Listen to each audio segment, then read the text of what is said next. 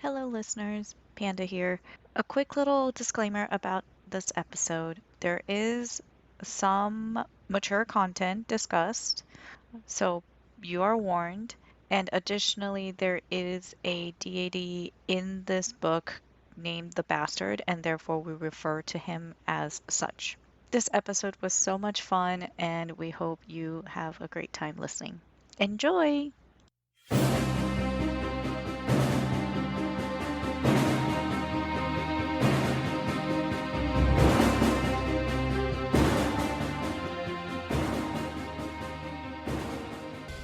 Hello, and welcome to The Green Team, the little spinoff of the Legendarium podcast, where patrons get together to discuss the books and topics the main crew hasn't gotten around to yet.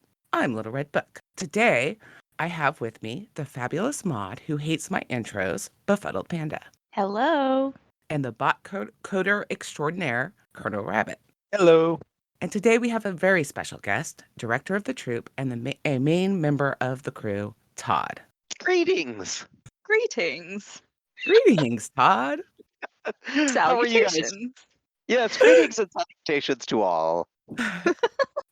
Today we'll be discussing Paladin of Souls by Lois McMaster Bujold. It's a Triple Crown winner, meaning it won the Hugo, Locus, and Nebula awards. It's technically a sequel to The Curse of Chalion, but all the main characters are only side characters in the first book. So the first question is, what is your overall impression of the book on a 5-star scale? Panda?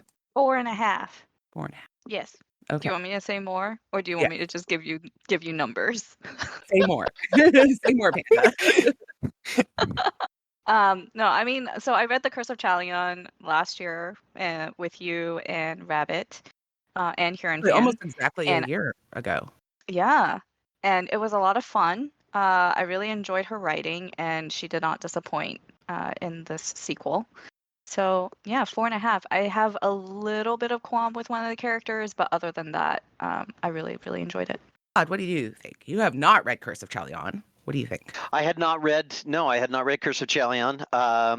As I mentioned earlier, I kind of felt like I was dropped in the middle of an area that I was supposed to be. It's like one of those wilderness survival things where they drop you in the middle and they say, if you can survive and get out alive, then you pass. And I was like, okay, well, we'll figure out how this goes. But overall, I think I would give this. I'd give it a solid 4. I enjoyed it. There were things about it that there were some aspects of the book that I think from my side I was wanting a little bit different, wanting a little bit more. And like all things, McDonald's gives me surveys all the time. I don't know if you do those McDonald's surveys on your receipts. I'm cheap, and so I'm always looking for a buy one get one free, and they've got those on the McDonald's. Anyway, sorry, tangent coming back. They always receipts.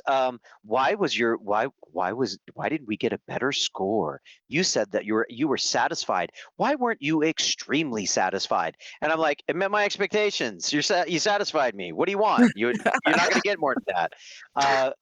The book really was well done. I enjoyed it. And so yeah, I think a solid 4 on a 5 scale. What do you think, Rabbit? I'd probably give it a 5. I think this is, on a reread, one of my top 10 favorite books. Ooh. Wow. I really enjoyed it on the first read through a year ago, just after reading Curse of Chalion, and I think I enjoyed it more this time. Nice. I mean, basically, there's nothing that I had that's major to complain about. Every book's gonna have little gripes, and there's just a lot that I really enjoyed. So yeah, I think 5-star. I'm usually easier to please, but still, I don't give out many 5 stars. Yeah, I'm usually much meaner, but this is a 5-star book for me. I think this is probably my 9th read through. I've Wow. read this book a lot. It really helped me through, which we'll get into later when we're talking spoilers. It really helped me through a very dark time in my life, for a lot of reasons. And it hits all the things I like. It's a mystery. There's political intrigue. There's like crazy weird magic that's very unique to this world. So it hits all my sweet teeth. Sweet teeth? Is that a thing? Is that such a Sweet thing? tooth? It hits me in the sweet tooth but it hits me in several different sweet teeth. Sweet teeth. Yeah. So there's a sweet tooth, a cinnamon tooth. There's a specific right, chocolate exactly. tooth. It gets them all. Exactly. Okay. It does. It does. So basically, you need dental work by the time this book is done. Yeah. Yeah, I'm getting a root canal tomorrow because of this book. Well done. Well done. Oh, man. So how do you feel about the first chapter? What do you think about it? Is it an effective way to open a book? What happened in the first chapter? Oh my lord. Recovery from there was recovery from the funeral and a brief introduction of the fact that Ista was in fact not insane but going to kill someone if she didn't get out of the castle. All those kinds of things. She wants to skip down the road. She wants to run away. Yeah, obviously. It reminded me of trying to run away from my grandparents' house when I was 5.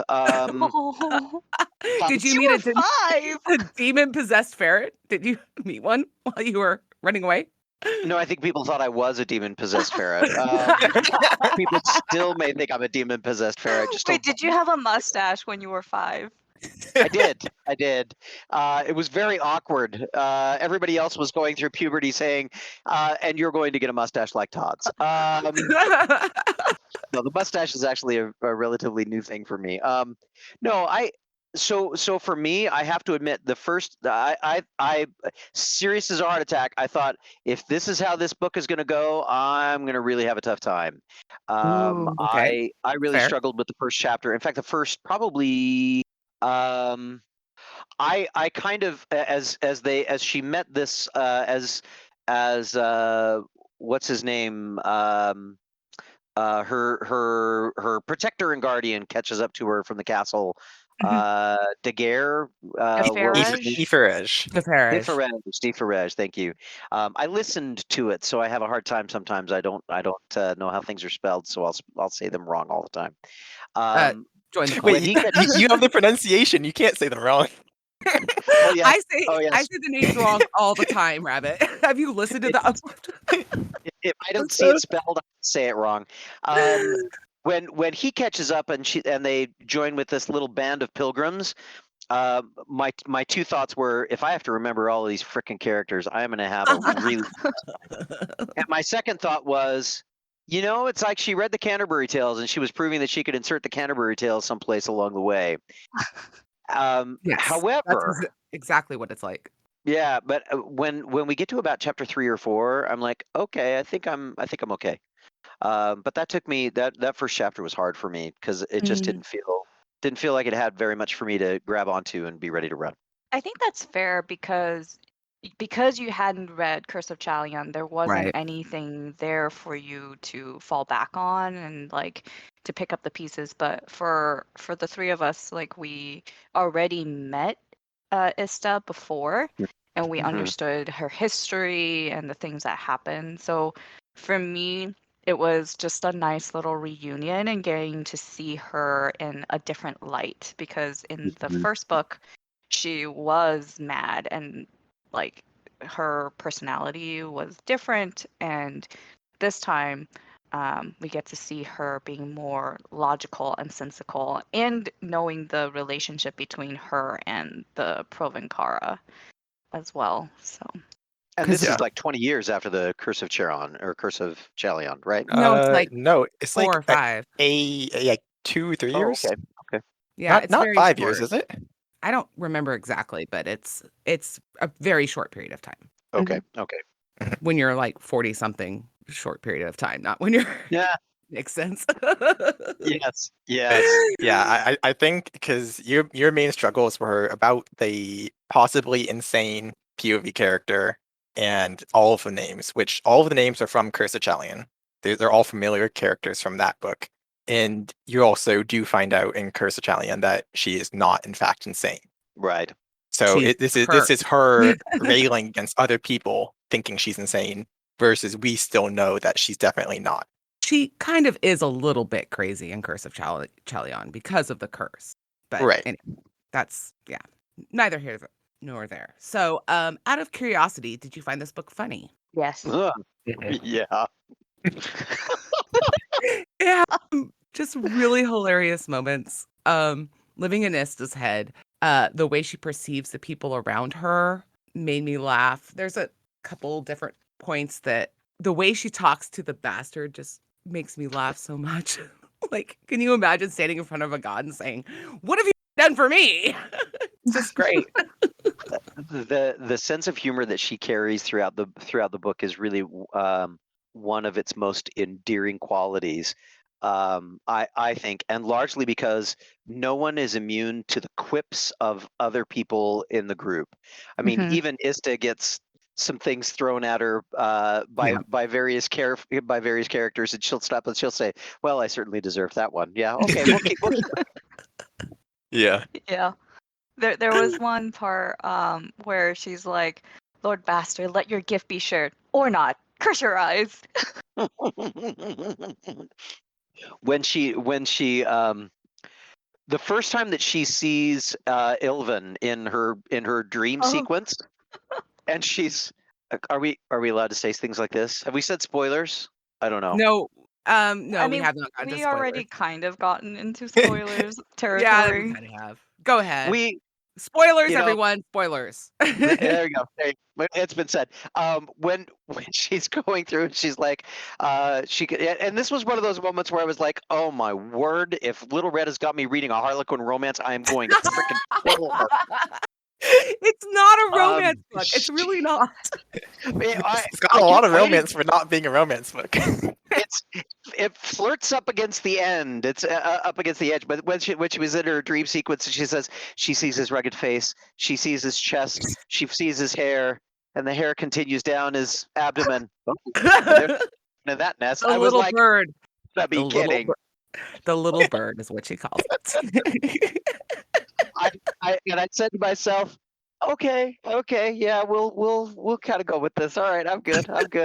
There's never really anything explicitly sexual about this book. No, there wasn't, and I think I mentioned in the Discord chat that when I was looking at it, or maybe I mentioned it to somebody else, when I downloaded the book and it said fantasy romance, Mm. I said to myself, well, and now I know why Craig isn't reading this book, but it never really got into that Harlequin romance, softcore No. kind of thing, and I'm very grateful for that because I'm sure there's a lot of people that read it and there's a lot of people who love it, but it wasn't what I was looking for, and so I was very pleased that she goes right up to the edge and Mhm. says, "And that's enough. I'm walking away now." Yeah. Like I every would good not school. have invited you onto a episode to talk about that type of book at all. I know you better than Okay, that. I appreciate Uh, that. she does have a book that is much more like that, which hopefully I'll be doing with Ash, and his girlfriend. I think I'm going to be reading that one soon. I think I bought it at Owl's. Beguilement. Yeah. Was it Yeah, the first that's a one great is book. the sharing knife or something? Yeah, The Sharing Knife is the name of the Yeah. series. Okay, Have so we already fun. said spoilers. So I'm gonna do a brief recap, which is not gonna be as cool as Ken's recaps. So sorry about that, Todd. I'm gonna disappoint you. Not at all. Ista, the Dowager Rowena of Chalion and failed saint, finds herself at an impasse. Her mother, son, and husband are dead, and her daughter is managing the affairs of state. She asks herself, what now? And decides to run away in a very orderly fashion.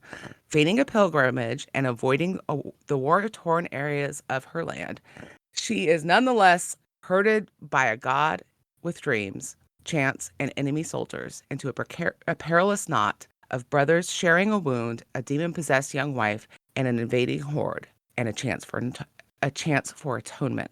Nailed it. Not. Okay. So First try. I'm not editing that out, by the way. At least I didn't swear. So what theme stood out to you? Who wants to start? Todd wants to start. I can tell he wants to start. His mustache says it all. Oh my goodness! No one's ever accused my mustache of giving me away before now. One of the themes that I really really appreciated was the theme of uncertain standing before God. none of these characters, even the divine, what's his bucket? To come on. Decapon, there you go. I kept wanting to call him Friar Tuck because that's the image He that I have in totally my head. is. Oh my god. But even he is filled with doubt about their standing before God, and this for me that was a very anchoring. It was a very human kind of a theme that ran through this, and so that was one that I found that I said, and quite frankly, it seemed like all of the people who were good people aren't sure, and the one person that doesn't care about their standing before deity or anybody else seemed to be the Lady Joanne, and she's a cat crazy woman. I'm telling you, A cat crazy? 14. Is that I a was. technical term? That's a technical term. That's a bag of cats. That's a lady that's a bag of cats right there. Um, or it depends, one of the two, I guess. And this, but this concept, all of these other characters are like, the most of the side characters that are two-dimensional, and they want to talk about, status of the gods and blessed be and blah blah blah. But the really interesting characters are the ones who are like, I have no idea. I don't know where I stand, but I'm here and I'm doing this thing because somebody has to do it, so I'll handle it. I really appreciated that. Great treatment of that idea and that Nice. theme. And I think that part of what the Canterbury Tales intro does is you have the comptroller who's like, I'd love to see God. I want to see the mother. And Mm-hmm. Istis, so it kind of sets up that theme because Ista says you would fall on your face in despair if you saw the mother. Because she had actually already seen the mother. Mhm. So Mm-hmm. anyway, what about you, Panda? Well, she also had a good quote there. It was like, oh, you don't even have to pray. Like, all you have to do is die. Oh, by the way, that's unavoidable. Actually, it was the divine who said it. Right. Yeah. Yeah. The only thing you Right. need to do to meet your god is to die. It's not very hard. Right.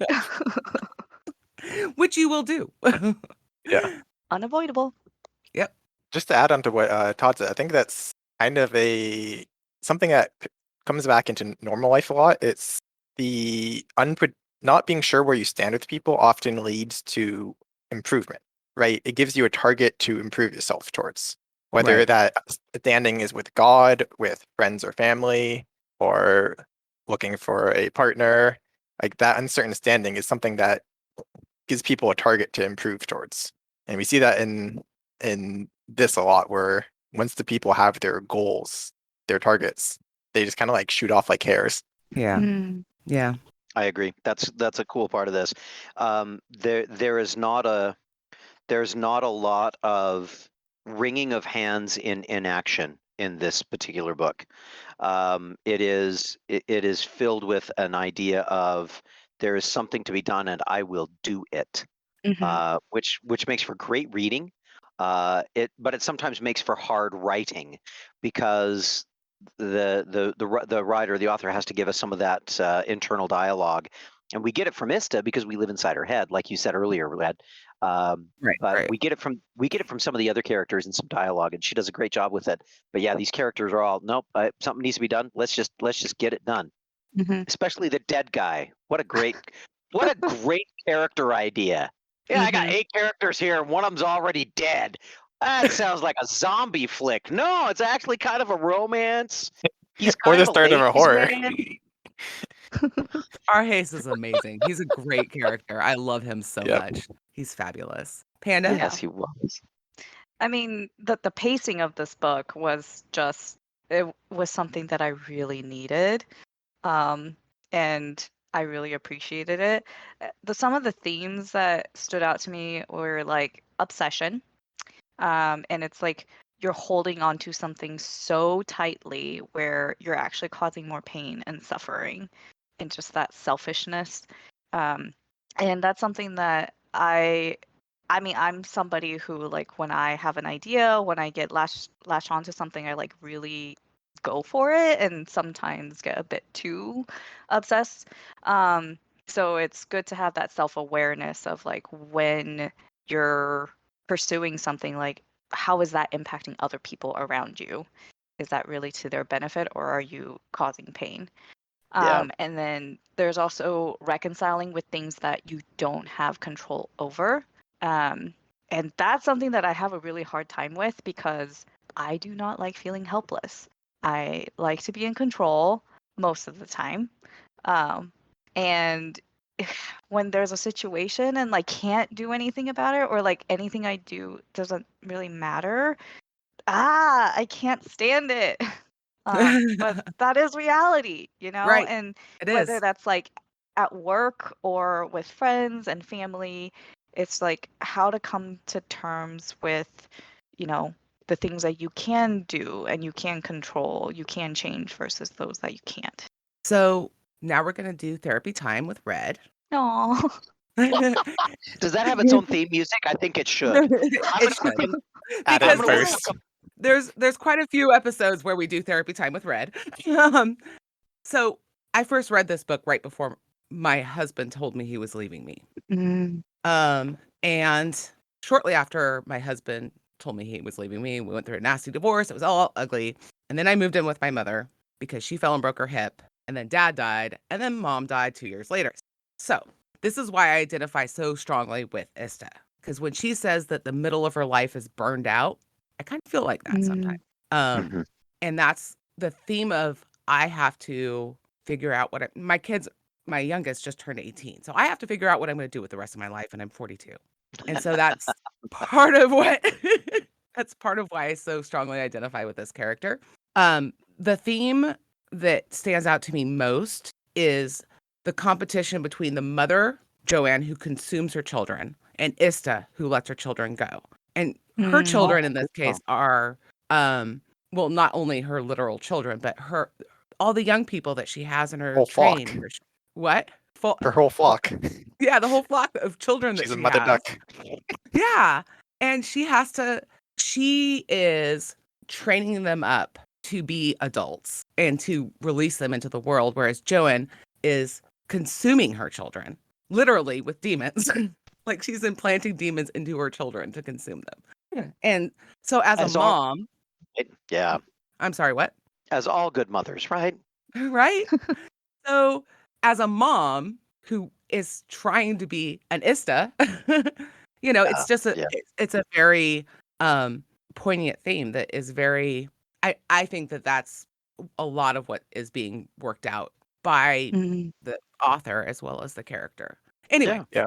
so therapy No, time but with I Red. mean, that's super on point because even Lady Catalar, who Yep. is demonstrably self-destructive, Mhm. that still says, "Look, you can be self-destructive, but I'm going to give you the choice to actually make something useful." Mhm. Right. Yeah. And then the line where she says like, I hope that for me as well, the gods do not hear all of my yelled no's and instead hear my one whispered yes, that I Yes. want to do something good." That makes me cry, Mhm. by the way, that line. That's the line that made me cry last time I read it. Yeah. It didn't make me cry, but talking about it probably will. I, there is a crap. So We'll fix it in post, Todd. no, you won't. Don't bother. Don't bother. Just let it be people going, oh, yep, there's where Todd cries. Even when he's on somebody else's podcast, he cries. Um, I handle it I handle all of my pain by humor. There's for me the moment where Catalara has to face the fact that her choices have caused immeasurable pain, Mhm.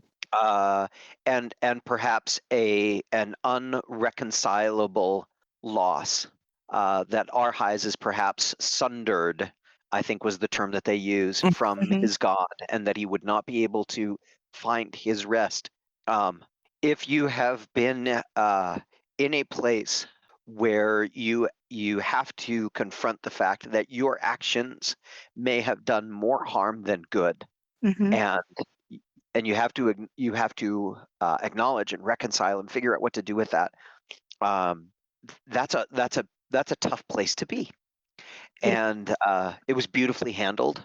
And I think it resonated very well with me for some things that I personally am struggling with still, largely because of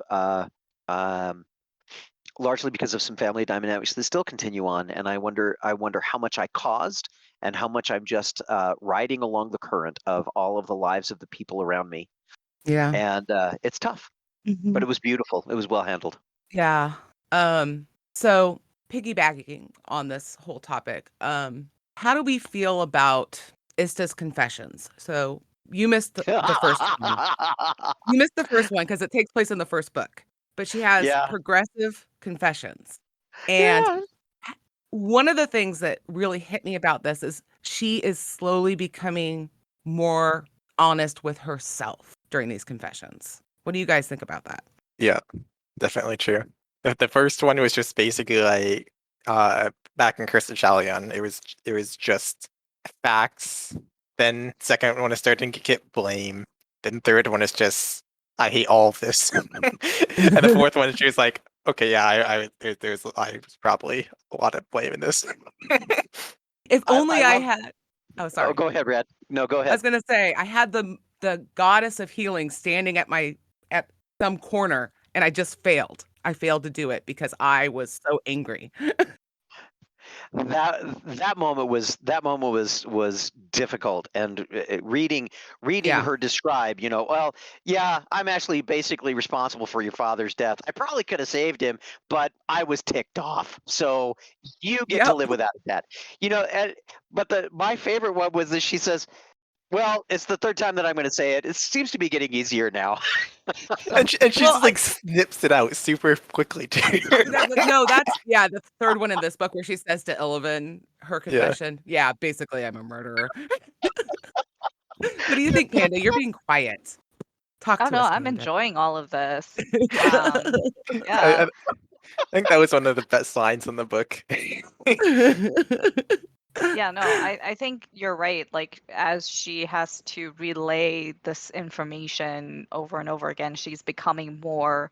I mean, it's kind of therapy for herself, really, as well. Yeah. So it's, I think at the end, what we really see is her accepting like the gifts that were given to her, or curses, if you want to call it that too. But her reconciling with, okay, I can use this power to do good, and I could have Mhm. done it before, but I didn't, so I'm not going to make that mistake again.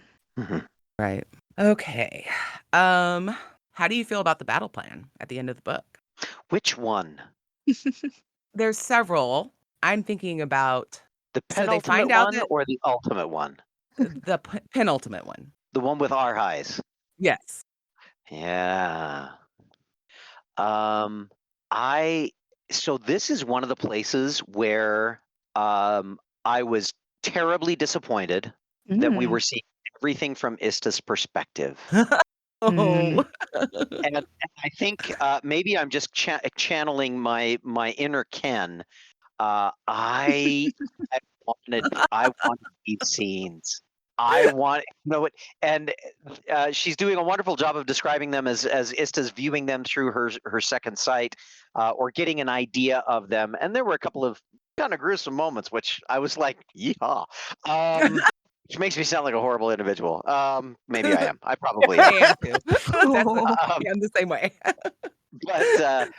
but I this would have been a place where I really would have liked kind of a Sandersonian epic of going through and being able to follow along with Arhais and Foy as they were going through this process.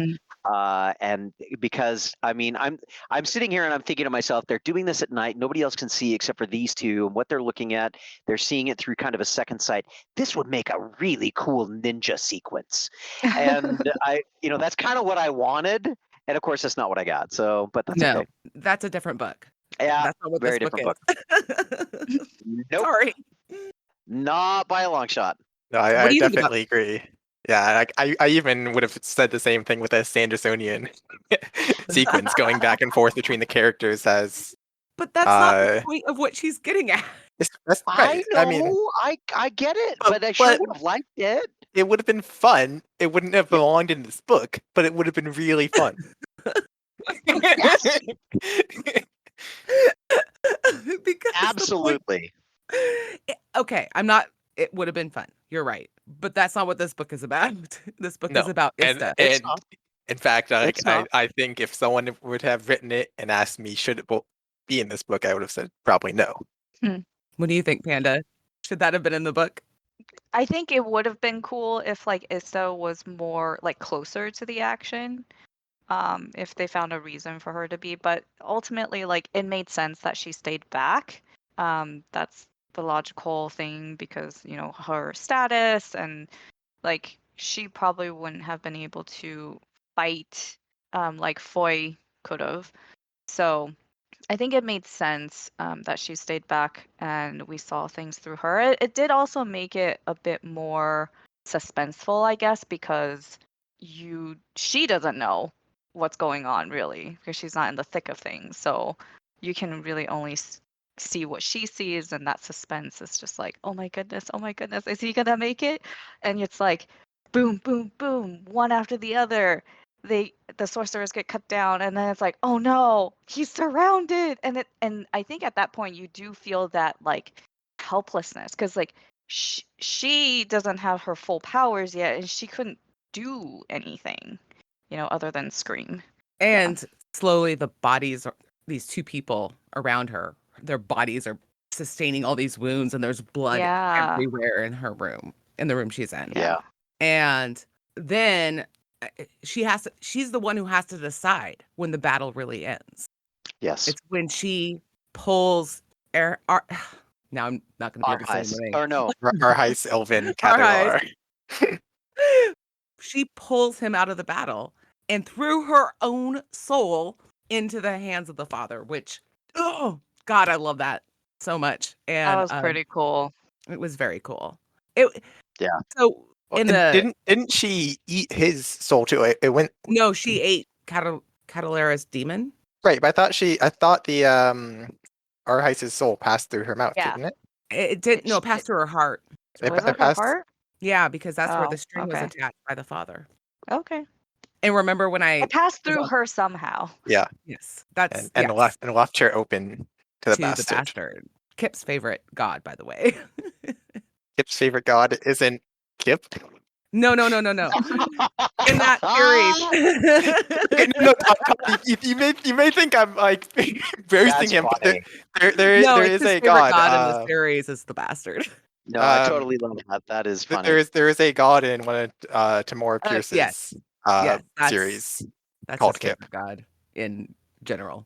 I was speaking about the series, but anyway, I'm not Panda. just saying Kip's favorite god is himself. I mean, it could Yeah, be. but that's funny.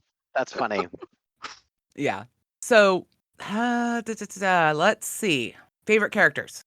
Liz, Annalise, whatever. Analyst. Annalise. Yeah. I Yeah. love her. She's such a small role for the most of it, but everything she does is just like fantastic. Yeah. Yeah. She's a well-written sidekick, that's for sure. Mhm. I mean, obviously we're supposed to like we're supposed to like Ilvin and Arhais both, and I do, but I have to admit I like them. I like them as foils for each other. Where there's a moment where Ista says, "Oh well, your brother must be used to seducing women all the time," and he says, "No, I'm the one who has to do any seducing. They just throw themselves at him everywhere, including on the stairs, apparently." And that kind of droll humor that encompasses their. I have twin sons, Mm. and I saw in the interplay between these two individuals, between Arhais and Ilvin, I saw my sons and the way they look at each other, and they love each other and they'll support each other, but every time they can, they will find a shot to be able to take in at each other. It was lots of fun. I enjoyed the way that those two characters worked off of each other, and the way that the roles that they played, because they did play separate roles. Agreed. And it's almost heartbreaking because you know that what they're really doing, at least at this moment, is saying goodbye to each other. Mm-hmm. Yeah. My boys are friends. I'm lucky that way.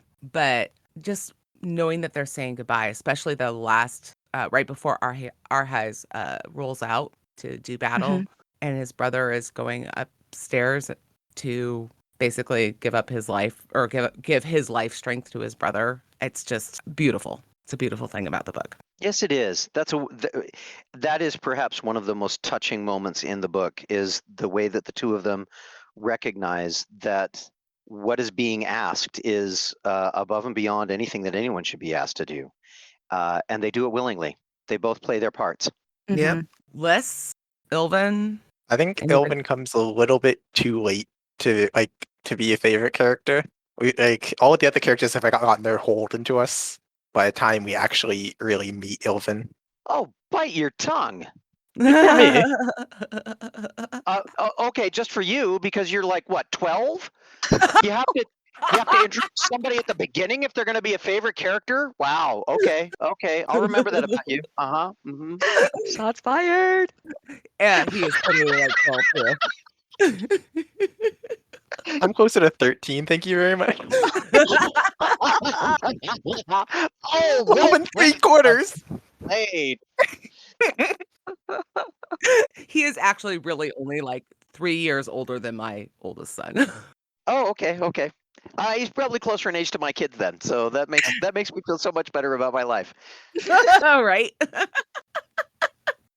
It's just like a lot of what makes Ilvin great is the interactions with the other characters. Which I mean, obviously that's true about any character, but is the way that like my mind takes it is that it strengthens everyone else, including himself. But like since everyone else had already had a lot to build upon, him interact with them just builds them even more. You mean the dream where Ista has about this man just lying like on the bed? That's not enough to like. No. Oh yes, he's not been introduced as a character until he actually has a line. Also, just the reversal, the gender reversal of Sleeping Beauty, right? That is Yeah. pretty cool. Yeah. Okay, now that was funny. That was funny when Gorham is like, "Well, I thought you'd kiss him and bring him back to life." That's a children's story. And she does it twice. Oh, she sticks her tongue in his mouth because that's what the bastard did to her. Well, we now understand where the bastard gets his manners from, I guess. Anyway. I have to tell you, as long as we're talking about him as a favorite character, I have to tell you, one of my favorite interactions, and I pulled this one up. When the man arises who can make you laugh, solemn Ista, angry Ista, iron Ista, then will your heart be healed. You have not prayed for this. It's a guerdon. Even the gods cannot give you. We are limited to such simples as redemption for your sins. I loved his, and shortly after that, then he continues with the. With all of the different kinds of Istas that she is. I was driving down the road, and that one I kept chuckling and saying to myself, I'm gonna have to remember these to call my wife later on this week. It's gonna be funny. When she's getting mad at me for not putting things away, for not throwing away my trash, I'll say, angry Christy, sorry Christy, solemn Christy, iron Christy. When she gives you the flat look, solemn Christy. The best part about that is the bastard takes Cabin's, whatever, however you say the learned's name, uses his body. She's in the dream naked. Yeah. And he walks up to her and kisses her, and then he walks out of the learned's body, and the learned is in her dream now. And he's got his tongue down Ista's throat. Yeah, when maybe the bastard is one of my favorite characters, because he is just one of my favorites. Yeah. He just shows up and he wreaks a little bit of havoc and then he walks away. He puts all the pieces together. He says, "Oh, look what you guys did. I've been over here just having popcorn. I'm sorry, I'm not involved in this at all." And can you imagine the poor learned? He's like 26, and here's this older woman who's also a dowager, Rowena, and suddenly he finds himself kissing her in a very provocative way in the middle of his sleep. I mean, it's just so great. It's so And funny. then his face when he later finds out, no, she actually, She was in the- she was, it She knows. I wasn't wouldn't- just a dream. I did too. Oh, And so just her flat reactions to it. she does that. She did that to Ilvin too. When she, Mhm. you know, when he said, Yes. "Oh, I dreamt that I kissed you." No, it wasn't really a dream. Really? You know. Oh, she pretended it was a dream for a while The Yeah. first until time, he yeah. until he caught her in the lie. Yeah, kind of fun, But yeah, I think all of the one of the things that I think was really well done with the writing of this is that all of the as we've been talking about it, all of the characters have moments where they really shine. Once she gets past chapters 1 and 2, all of these characters are going to have moments where they really get a chance to shine, and she writes them very well. Obviously, all from Mista's perspective, but she writes them very well, and that was one of the things that really endeared me to the book. You know, I mentioned at the beginning, I was kind of feeling like, oh boy, here we go, this is going to be a slog. But as we get more and more, and we start to see some of these characters, and she Ista starts to recognize who these people are. She's kind of standoffish too. And then as she starts warming up to these characters, warming up to her guard, warming up to Cabon, warming up to Liz, we start to get places where all of these characters really have their moment to shine, and it's really quite wonderful and well written. I really enjoyed that part of the book. I agree. Definitely. Wholeheartedly. What about the ultimate battle? How did you guys feel about that closing scene where she eats the demon? Not the very last. Freaking epic. Yeah. Yeah, that's one I would like to see on film. Mm. So are you guys? Did you guys ever see Highlander? Yes. Yes. We actually had a long talk about it on the action movie. So I really think that that scene where the bastard comes back and gives her, makes all of her gifts, her god sight available, and all those kinds of things. That was kind of what I saw in my head, was the quickening scene at the end of the Highlander.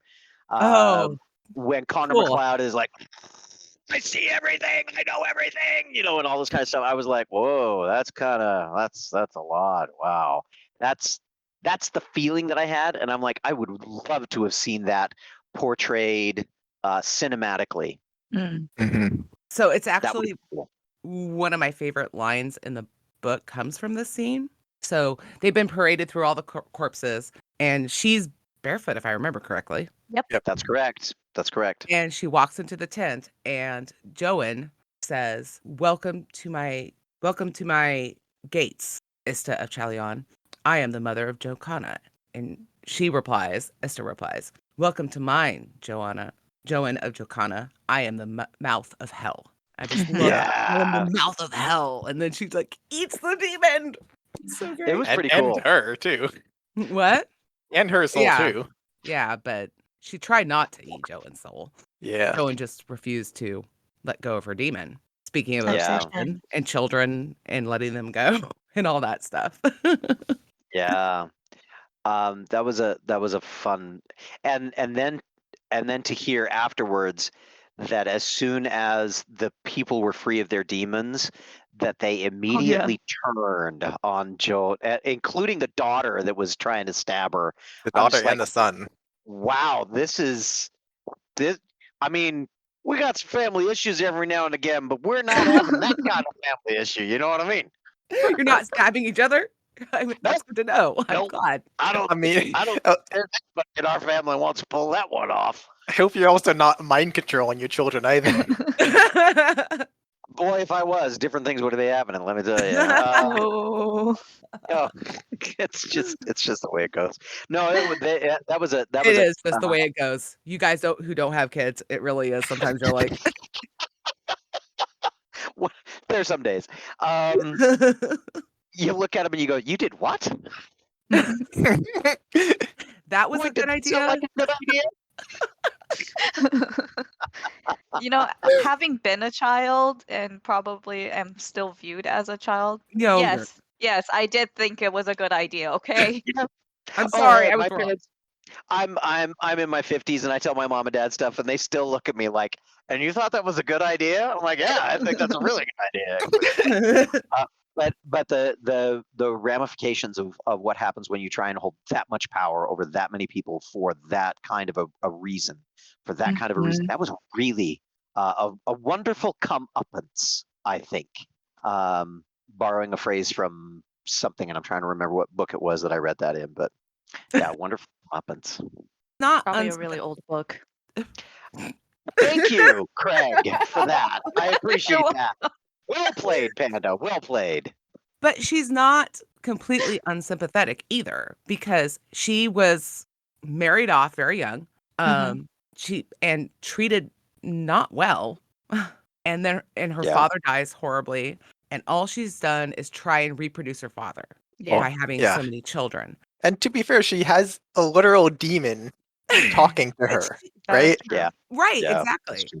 And this demon, like, all of a sudden, like 3 or 4 years ago, whenever the curse was broken, all of a sudden she has a demon. What's she supposed to Mhm. do with that? And it's She so used it even to though her she advantage. exactly. Even though what she does Yeah. is wrong, you can kinda understand where she's coming from. She's Yeah, trying to get power. It's from a powerless position. all of the best villains are always somewhat sympathetic, and that's what makes writing them so difficult. You have to make them somewhat sympathetic, Mhm. because if all they are is a two-dimensional evil person, they're Doofenshmirtz or whatever.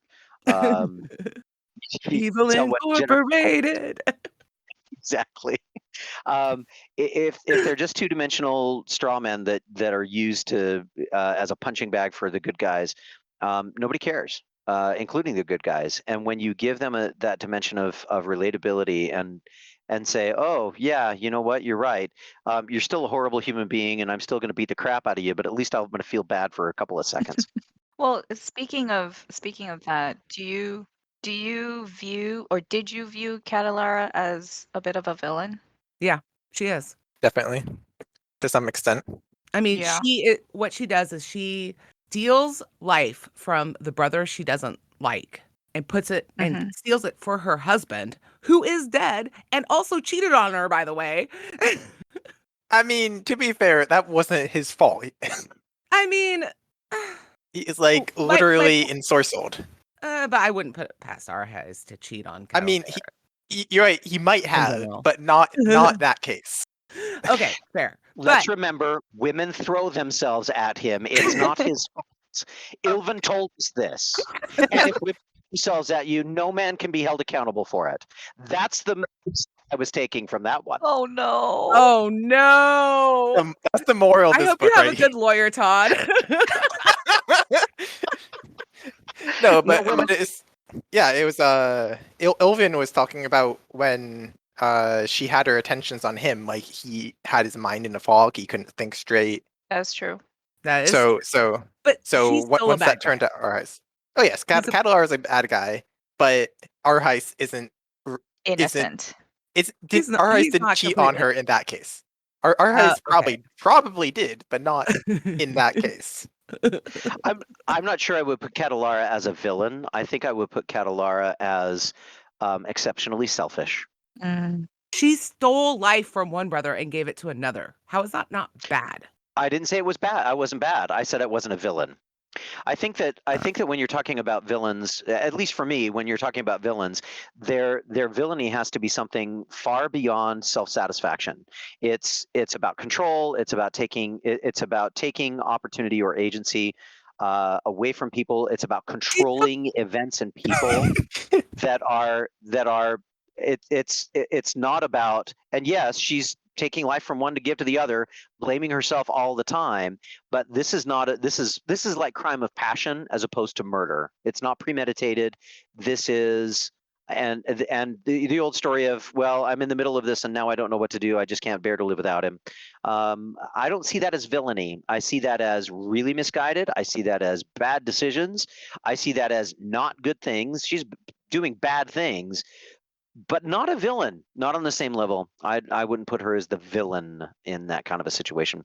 I think I understand what you're saying. It's not about the taking control from other people. It's about the crime of the moment rather than the crime of the premeditation, in a way. It's scope. It's about Yeah. scope. It's not that It's not that she's a good person. It's that she's not got the scope of world domination. Interesting. I think that would be an interesting nerd fight. That could It would be. I was just thinking that because I think she's a villain. I do. Okay. She just has a smaller the reason why she isn't doing it in a bigger scope is she doesn't have the ability. She can't. Because she has Or this the well, I guess okay, yeah. If she had been offered the choice, you can take life energy from 15 people in order to make him last longer. Would she do it? Yes, she absolutely would. Because she only cares about one thing. And that's the reason why the demon can't control her, because she only cares about one thing. I guess the real question would be if she started to see our highs rot in front of her face and came up with the plan that she could steal life energy from all of Parafor's to reverse that, and then she started doing it, then yeah, we're getting into a territory that I'd say, yeah, okay, now we're at villainy. But she We're hasn't had not the opportunity yet, though. That's my point, right, is that she's right. moving towards that. Even if Redemption. she is, no, she's not moving. She gets redemption. Ista shows up and offers her redemption. Yes. Slaps her in the process. Which Or she wishes she could slap her. I love that. Ilvin's the one that actually slapped her. Yeah. With the flat of his sword. Well, you were kind of going crazy there, so. But You should be glad I just used the flat of my blade and not the edge, kiddo. Especially considering what you did to my brother and I.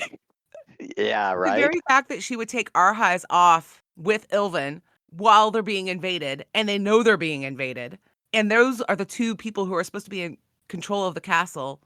Screw the castle. I'm taking everybody away. I mean, she may not. Okay, I will concede that she's a villain in process at the very least. A villain in embryo. An embryonic She's villain. embryonic villain. I was going to say the same thing. She's an embryonic villain. Are you a formed villain? Are you a 5-year-old villain? Oh, you're an adult villain. Oh, it's her first year of villainy. She hasn't gotten it down yet. It's actually 3 Actually, months. a few months. Yeah. 3 She's months. like Draco Malfoy the first year of Hogwarts. But she's not a bully though. She is. She's a spoiled child. Yeah, Right. very obsessive. I think that's more of it. She's a spoiled child with her broken toy. You will fix my toy, doggone it. It's I think that thing that comes back to is she thinks that these are things she deserves. It's not fair. Yeah. It's not She's fair. owed. Yeah. Yeah. Owed. Yeah. That's her main argument. It's not fair. It's someone else's fault that he died. So I should Right. get to keep him. Ista's diatribe to her where she says, you married a general. You are the daughter of a general. You know what this is. How dare you think that you are owed anything? Say that to the wives and the mothers of the men who've already lost their lives. You Right. got more than they all, and you did it by misbegotten me. She was really vicious and stern and firm, but it was exactly what was needed to be said. Because Ista has been there and she's been in that situation and lost Yep. it all. Yep. Yeah. Yeah, she says very many people suffer who are not at fault. It's Mhm. not a new condition in the world. Yeah. Right? That's a I quote. really like that line. Yeah. It's a good quote. Yeah. It is. Any other good quotes? Yes. I thought so. Oh, sorry. I should let Panda and Rabbit Oh go. no, go ahead. I already said quite a few of mine. This one, I'm actually in the middle of a work that centers around the idea of imperfection, and so this line hit very close to home. It is imperfect, so are all things trapped in time. You are brilliant nonetheless. How fortunate for us that we thirst for glorious souls rather than faultless ones, or we should be parched indeed, and most lonely in our perfect righteousness. Carry on imperfectly, shining Ista. Mm. the piece that I'm working on, that I'm working through, is a piece based upon an adjustment to the Christian injunction of be ye therefore perfect, and it is basically be ye therefore imperfect. And the idea that is what makes humanity so beautiful, is our imperfections. And so for me, that was a really powerful moment. And that was one where I may have shed a single tear while I was driving. And I think I've shed 2 or more while I've been talking about it right now. Oh, no, that's a really good line or good section. And it's there was also a part where it's like the pastor was saying, greatness doesn't come from perfection. And I think that's a lot, there's a lot of wisdom in that, because if you look at Ista, like, she isn't perfect. She went through a lot of heartache and challenges, and that created those experiences, because of her persistence as well, led her to become who she was at the end, and with this Yeah. great power. Yeah. Yeah, I think I've got that one. The gods did not desire flawless souls, but great ones. And I think that very darkness is where the greatness grows from, as flowers from the soil. I am not sure, in fact, if greatness can bloom without it. Is that one of the quotes that you were thinking Yeah. about? Yep. Yeah, that one's so Exactly. good. The other one that really caused me to stop on the road and pull over and maybe make sure that my eyes were clear. Let's put it that way. I won't claim that I cried. I'll just say that I cleared my eyes. When the Father of Winter says, he says, Arhais is beyond my grasp. I need you to get him to me. And then Ista says, your father calls you to his court. You need not pack. You go garbed in glory as you stand. He waits eagerly by his palace doors to welcome you, and has prepared a place at his high table by his side, in the company of other great souled, honored, and best beloved. In this I speak true. Bend your head. And then this is him so that he can, yeah, a very poignant farewell, but a very powerful statement about, again, we talk about this idea that all of these souls, all of these poor imperfect souls, are working toward some form of redemption. And what a beautiful moment for that to be able to occur. And well written.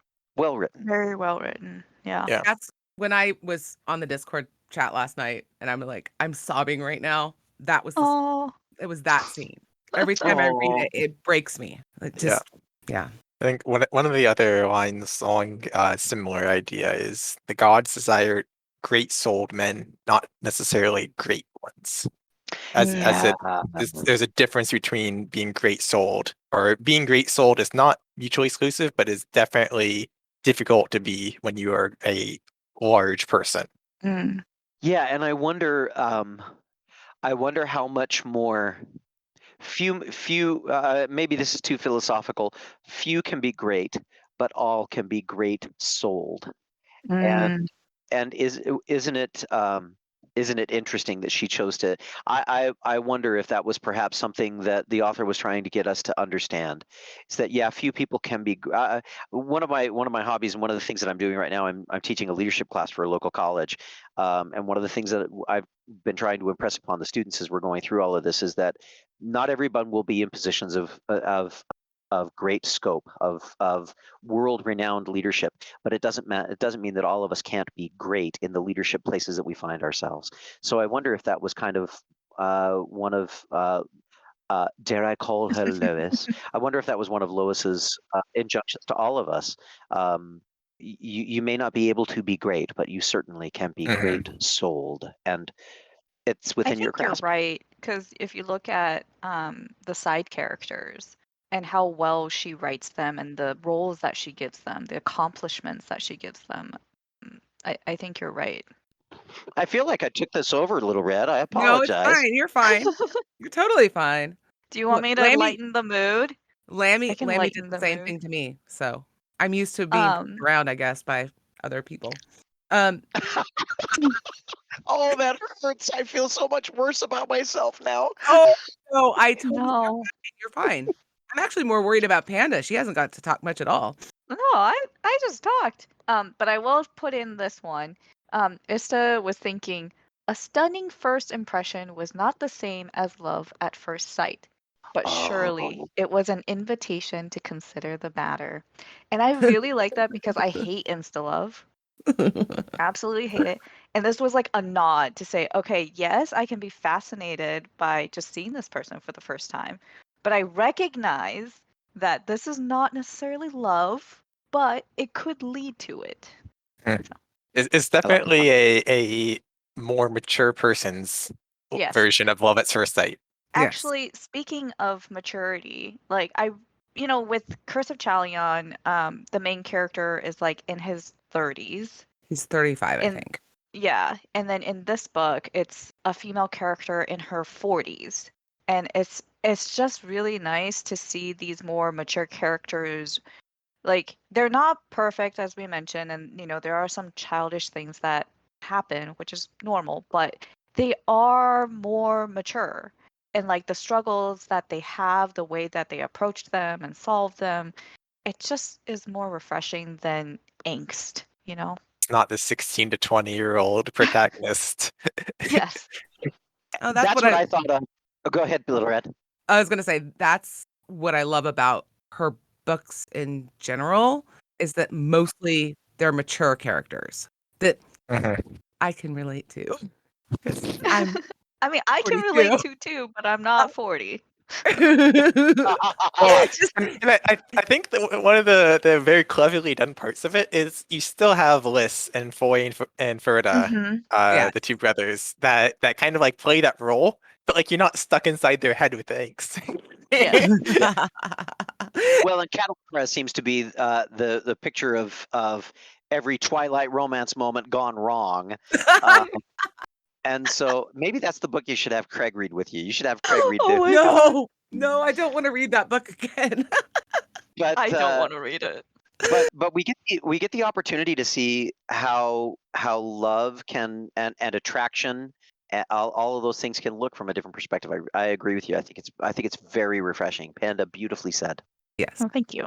So, like I said, there's several scenes that make me cry, but there's two that always break me. And the first one is in the library with Cabin, Learned, what's his face, when they're at the seminary of the bastard. And he's starting to have dreams too. Mm-hmm. And he's trying to like, oh, you should be a saint. It's so great to be a saint. Yay. And she says, the world is ashes and the gods are a horror. Tell me, Learned, what other place is there for me to go? Because she's rejecting the gods because of what she felt. They led her into murder at that time.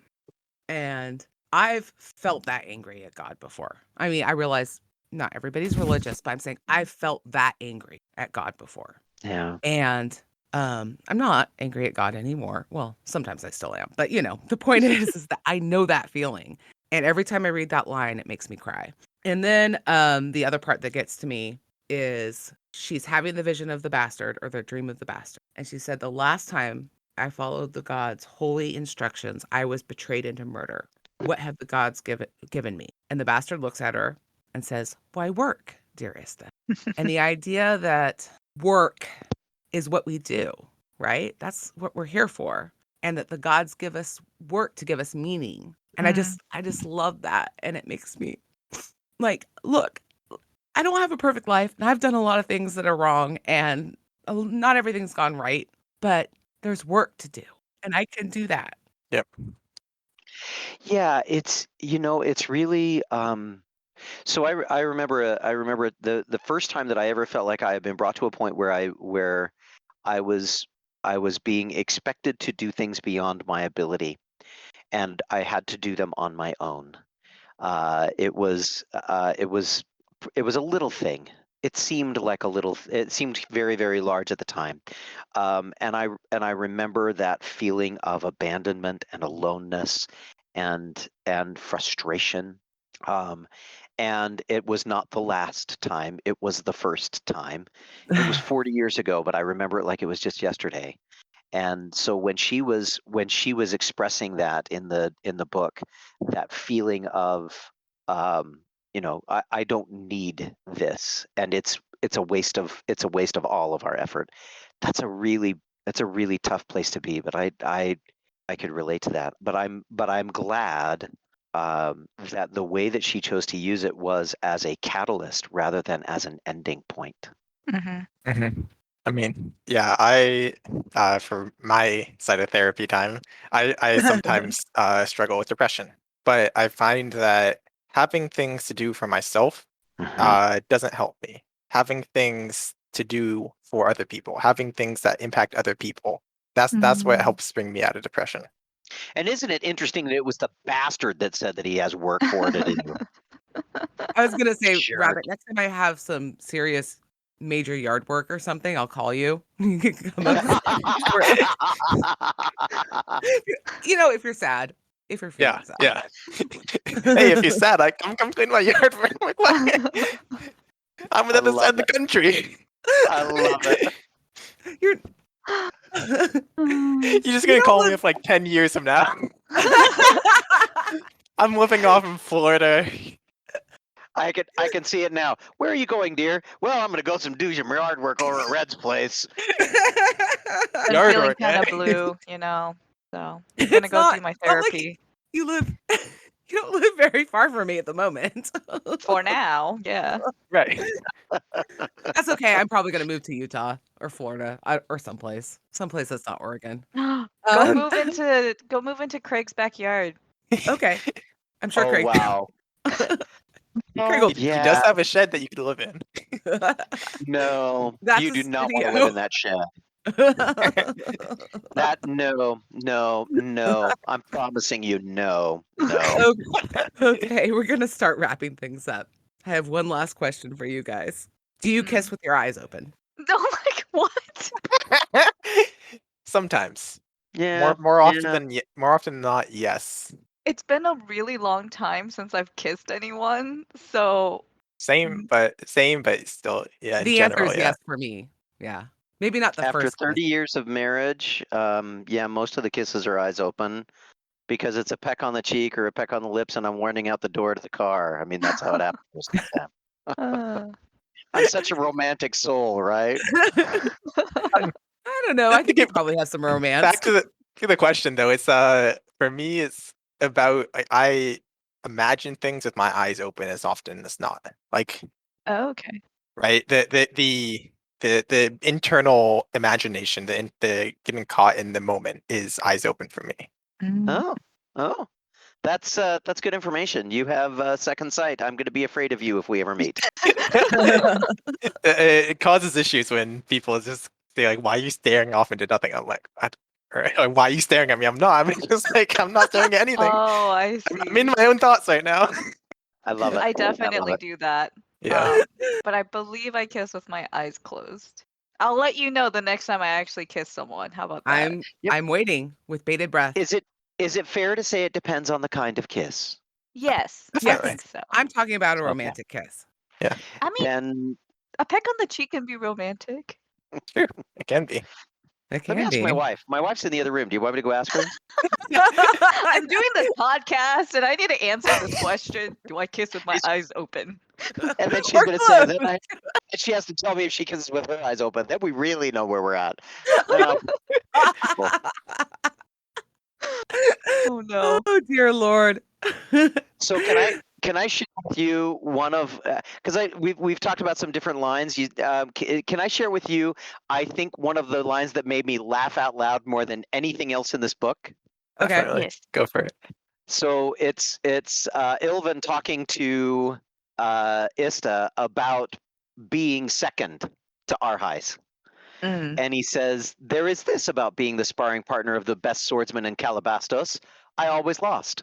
But if I ever met the third best swordsman in Calabastos, he's going to be in very deep trouble. Yeah. So good. Yes, I love laughed that. out loud, but I'm down another and I'm like, rewind.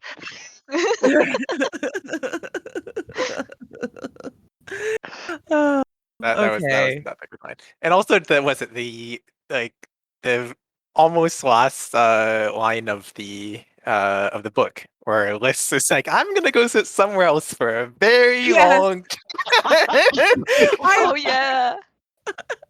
I'm gonna go sit on the steps for a very long time. Far away. For a Oh, long. oh man, I wish I could have somebody tell my kids to do that. Yeah. Well, this has been delightful for me. I hope I haven't ruined your guys' time because this Oh is Oh no, no, no, this has No, been no. great. this was great. So Thank let you. me Yeah. just close off our podcast officially. Thank you for joining us on the green team of the Legendarium. Thank you for Craig for loaning us a little part of his media empire. Thank you for Panda joining us to discuss Paladin of Souls, as well as Rabbit and Todd from the Legendarium. Our music is done by Jingle punks. We Have a don't need great that. night, Jingle. everyone. Just add it in as like a voiceover. voice Totally. projection. Good night. Bye.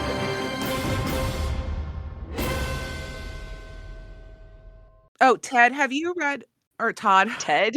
Ted. Who's I don't know where Ted? Ted came from. I don't know, but he's probably a good-looking guy, so let's go with that. Todd, have you read Curse of Chalion or just this book? Just this book. Oh my Okay. god. Okay. Okay. That must have been a weird Yes. experience. Well, I was picking up a lot of pieces. She writes well enough that I was like, oh, okay, I get this. Oh, okay, I get this. No, I don't get that, but I'm sure I'll figure it out along the way. And I did. It was pretty okay. Okay. I Yeah, mean, there's just spoilers for Curse of Chalion. So. Yeah, it's Oh not. yeah, no, if this was the first time that I had ever been dropped into a book where stuff was going on that I was supposed to know and the author wasn't good enough to give me clues as to making sure that I knew that stuff, then I would have said, "Wow, what did you guys do to me?" But it was just a book, so I had a good time. I Okay. enjoyed it. Yay. It was good fun. We tortured you, is Yeah. what we said. I loved There's it. It no was fun. we here. There's just Little Red Book torturing Todd. I had no Well, part in this invitation. She did a well- great job. I am on a quest to collect everybody. So you are Huh? fourth. Okay. I need to get Not Ryan and first, but Craig. not last. Okay, I'm good with that. I'm Well, good we with did that. the She's ladies saving first. Craig for the last. You should, and you should make Craig read something just appropriate. You should find a Harlequin romance for Craig to read. We're gonna make Oh, Craig read Chuck Tingle. That's what we're gonna do. yes, yes. I love I'm politely to myself on that one. it. No context. Just Craig, read this book. don't even tell him the author. Just like send him the ebook. But the Without- nice without thing a is they're cover. only like 90 pages. So He'd have it read in a day, and then would be calling you saying, "WTF? Oh, do you want a second one? That was kind of short. We can do two. we can do two. There are so Three. Be a good time." There's the one about the boat and the canal and the anyway. Chuck Tingle. Hey, have we started recording yet? Yeah, we have. But it's Okay, fine. good. We're gonna cut all this.